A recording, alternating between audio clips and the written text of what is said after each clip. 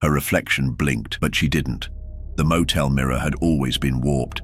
Cheap glass, cracked at the corners, ghosted over with age and cigarette smoke. But tonight, under the blood moon, it wasn't just warped, it was watching. Liv Campos hadn't meant to come back. No one does. Not to Silver Pines. The pine-shrouded town reeked of old sins and wet leaves. Fog clung to the road like memory. Her tires crackled over gravel as she pulled up to the Moonwake Motel. 3 rooms still operational, 1 still haunted. Room 3, the one she stayed in as a child. Liv is 30, taut with years of tension, dark curls pinned up like she's holding her breath.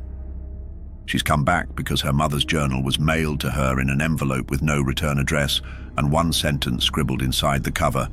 She's not dead. She's waiting in the mirror. The journal had smelled of pine and blood. Locals don't talk about the blood moon. The last one burned Silver Pines in whispers and disappearances. People said it wasn't the moon itself, but what it awakened in the mirrors. Not reflections. The old sheriff once said, echoes. Things that wanted to replace us. No one saw him after that interview. In room 3, the bathroom mirror had a fracture running from top to bottom like it had been punched by regret. Liv looked into it and saw herself. Same tired eyes, same crescent-shaped scar on her shoulder. But then, the mirror version tilted her head first. She hadn't moved. Liv touched the scar. It was from the last night she saw Danny, her sister, her twin, her betrayer. They'd argued by the river. Liv had fallen. Danny hadn't jumped in. That was the night the moon turned red. Danny was never seen again, and now the scar itched. Tonight, it burned. But the mirror wasn't showing Liv anymore. Not really. The eyes were too red, the teeth too sharp, the smile wrong. It mirrored her body, not her soul. So what really happened that night in the woods? If you've ever felt something scratching at your memory, like this story, so it can haunt someone else too. He knocked like he'd done it 1,000 times, like he belonged in her nightmare. Liv didn't expect company. The Moonwake Motel had no front desk, no staff, no record she was there. But the knock came anyway. 3 sharp raps on rotting wood, just as the blood moon edged over the pines. She opened the door. Carter? He looked older, broader in the shoulders, eyes lined with guilt. Carter Reyes had been Danny's best friend once, and Liv's almost lover, until everything bled apart. He stood there in a torn leather jacket, like time had eaten him slowly and left the shell behind. "I heard you were back," he said. "Should have known it'd be on a moon like this." Liv let him in, not out of trust, but because the night outside felt hungrier than the stranger on her doorstep. "Liv, you kept in touch with her, didn't you?" Carter, silence. "Liv, after the river, after she vanished." Carter, "You say vanished, I say crossed over." She stared. "What the hell does that mean?" He reached into his coat, pulled out a cracked Polaroid. Danny, standing in front of a mirror. Only the reflection showed both twins, except Liv had never been there when that picture was taken. "There's something living behind the glass," Carter said. "It copies. Sometimes it just watches. But when the blood moon rises," he paused, "it hunts." He sat on the edge of the bed, elbows on knees. "We tried to stop it once. Me, Danny, your mum, we made a pact." Liv's jaw clenched. "You knew what she was messing with?" "No. We thought we were protecting you, but she broke the pact." "How?" "She let it take her." Liv felt the scar again. It pulsed. She excused herself to the bathroom, gripped the sink, looked into the fractured glass. Behind her, the reflection of Carter grinned, but Carter himself hadn't moved. She spun. He was still seated, head bowed. Shoo-shoo-wom. Mirror man vanished. Liv returned to the room, skin clammy, throat dry. "Have you seen anything since I got back?" Carter nodded, slow. "It's not just the mirrors anymore, it's the moon. It's opening doors." Liv blinked. "What doors?" He didn't answer. He just smiled, a little too wide. She never heard the door open, but she swore she saw two shadows leaving when he walked out. So who or what was she really speaking to? Would you forgive the friend who vanished into the night? Or would you want the truth, no matter how it twisted you? Drop your answer below. The woods have long memories. You can't dream if you never fall asleep, but Liv did anyway. And the mirror came with her. She jolted awake, sweat pooling in her collarbone. The clock blinked 3:33 a.m. Of course it did. The motel groaned like it remembered who she was. Rain slapped the window like fingers. And the mirror, still fractured, still watching.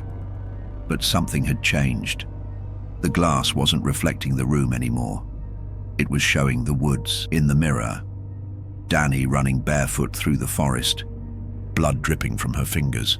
Behind her, shadows, one with Liv's face, but elongated, wrong, feral. Its eyes glowed like burning coal. Its mouth was full of Liv's voice, screaming. Liv pressed her palm to the glass. The reflection touched back. She woke up again, except she wasn't in bed. She was standing outside in the motel parking lot, barefoot, in the rain. The scar on her shoulder was raw, like it had reopened. Her nails were cracked, mud under them, bark in her hair. The motel door was wide open, and on the mirror inside, in bloodied fingertip scrawl, it said, "I'm already here." She scrubbed the mirror clean with trembling hands, but no matter how she wiped it, the words wouldn't disappear. The blood wasn't on the surface. It was behind the glass. It wasn't just watching. It was trapped, for now. That night with Danny came crashing back like thunder through memory. Danny had begged her not to go down by the river. "Something's wrong tonight," she'd said. Liv hadn't listened, and when Liv fell into the water, gasping, choking, Danny had hesitated. She could have saved her. She didn't. That hesitation carved the scar, not the rocks. Back in the mirror, her teeth looked longer. Not noticeably, just wrong. Eyes rimmed red, fingertips blackened at the edges like frostbite. She blinked. The reflection didn't. Then it smiled. Liv turned away, heart pounding, but caught her shadow stretching behind her. 4 legs, a tail, claws. When she looked again, it was just her. She dialed his number. Static. Then a voice, half familiar, half static. "It's waking. You remember what it feels like to change, don't you?" "This isn't me," Liv whispered. "Then why does it look like you?"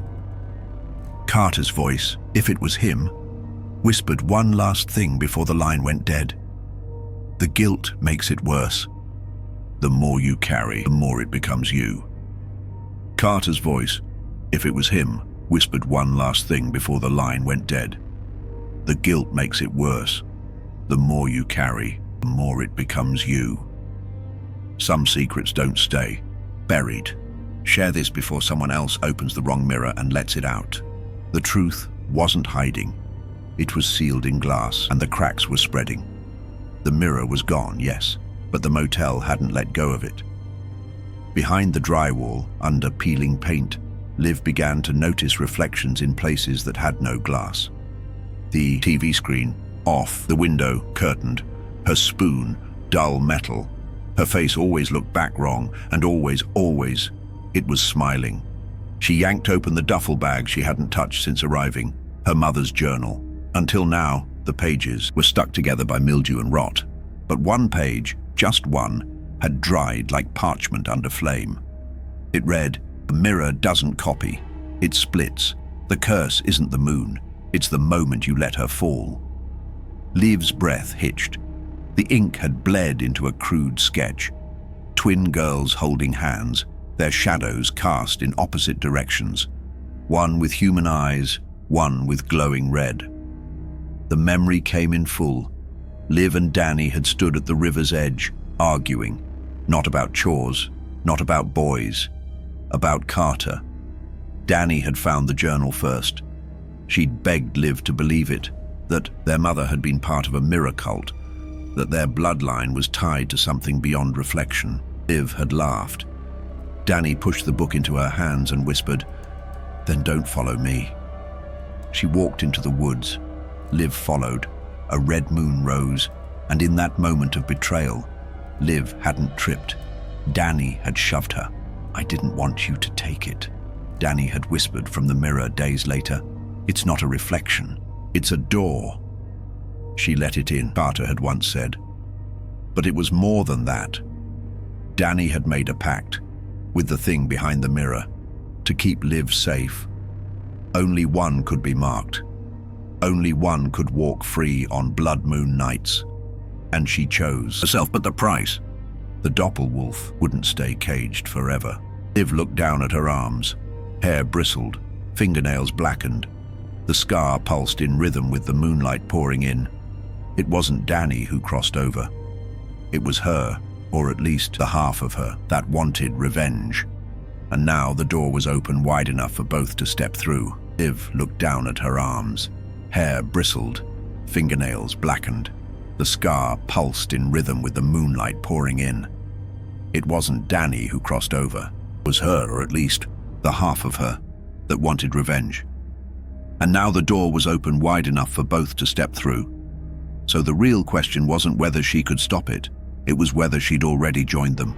Could you live with a betrayal that saved someone else but damned you? Comment your answer, the mirrors are listening. Vengeance doesn't knock, it claws. There was no time to run, no point in hiding. Liv stood barefoot in the motel parking lot, rain mixing with blood on her shoulder, her reflection long gone from every surface. But behind her, footsteps, wet, slow, wrong. She turned, nothing, but her shadow was no longer hers. Something burst from the tree line behind the motel, a blur of fur, limbs, and her own scream. Not a howl, a mockery of one. The Lunar Doppelwolf. It was her, if her bones had twisted under a grudge. If her skin had been carved with regret.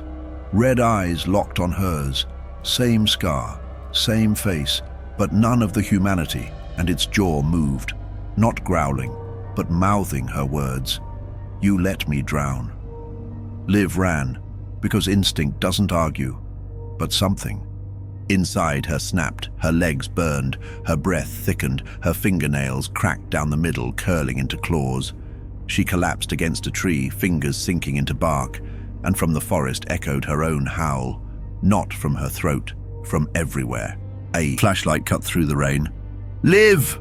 Carter, breathless, bloody, holding a silver blade shaped like a crescent moon, he threw her a bottle, dark liquid. "Drink it, it slows the change."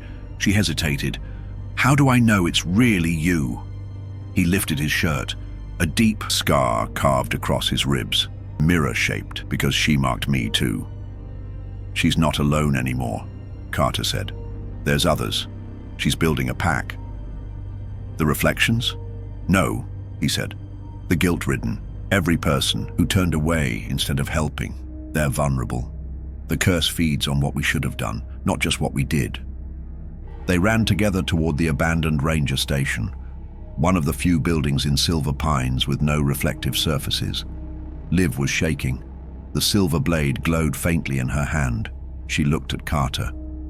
"I don't know if I'm still me." He said nothing, because he didn't know either. The Doppelwolf found them anyway, burst through the ceiling. Liv slashed, Carter stabbed. Blood sprayed. Hers. Its. The beast wailed and vanished into the woods, but not before tearing Carter's arm wide open. He collapsed, and in his eyes, Liv saw something flicker, red. Had the wolf escaped or switched? Was Carter still Carter, or had it worn him like a skin? Still with me? Then you've heard the howl too. Subscribe now, before the next full moon chooses you. If you stare long enough into the woods, something stares back. If it has your face, you better hope it blinks first. Carter was still breathing, barely. Liv dragged him into the ranger station's cellar, a place untouched by glass or moonlight. But shadows had long memories, and tonight they remembered everything.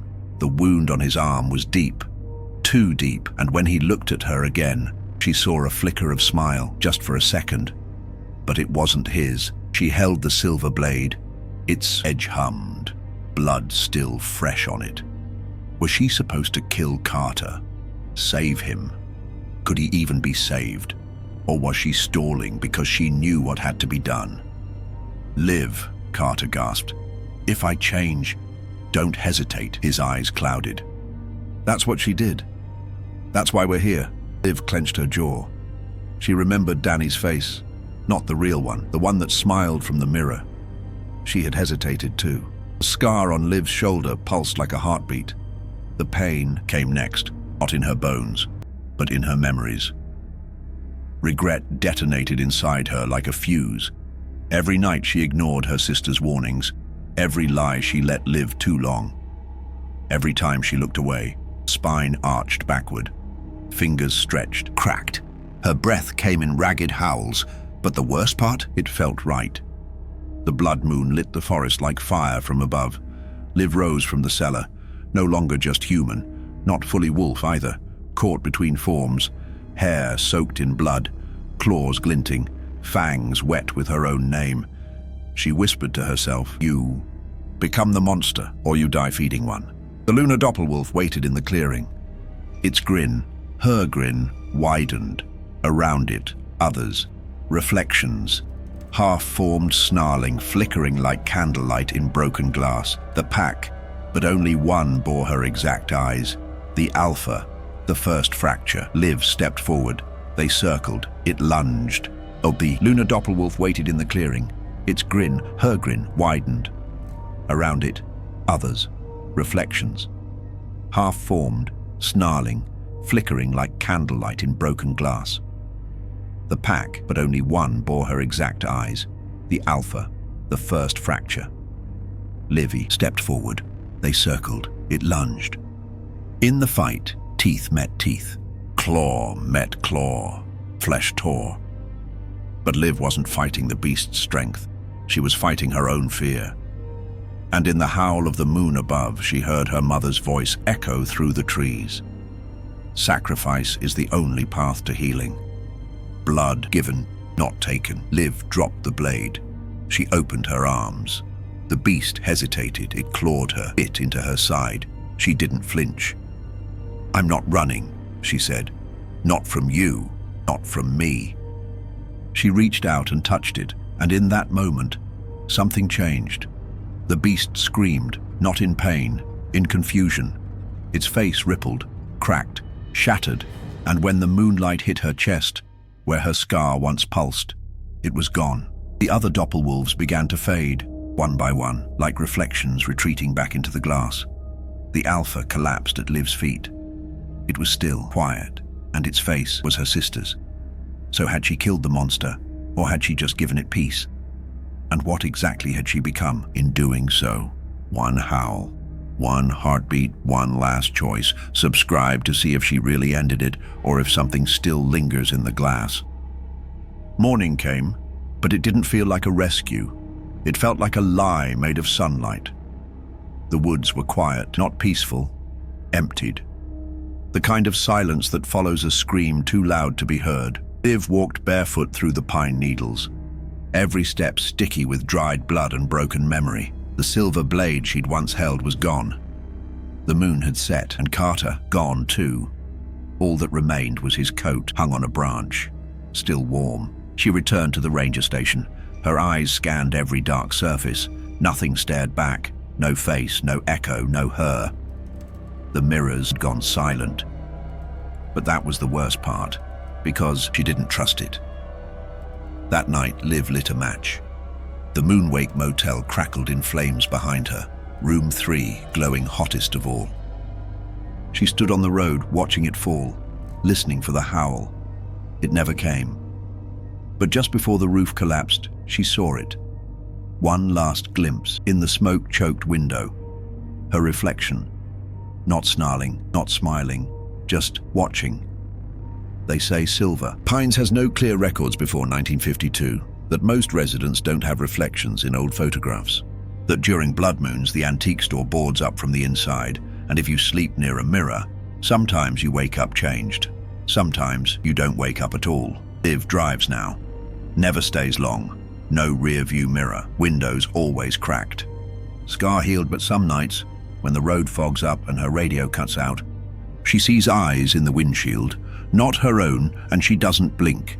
If the howl still echoes in your ears, like, share, and subscribe. Because next time, it might not be just a story, it might be your street. And for those who hunger for more, step deeper into the shadows with our ultimate werewolf horror playlist, linked in the description below. In the world of horror, the scariest things happen when you least expect them, and trust me, you don't want to be left in the dark. Welcome to the darkness.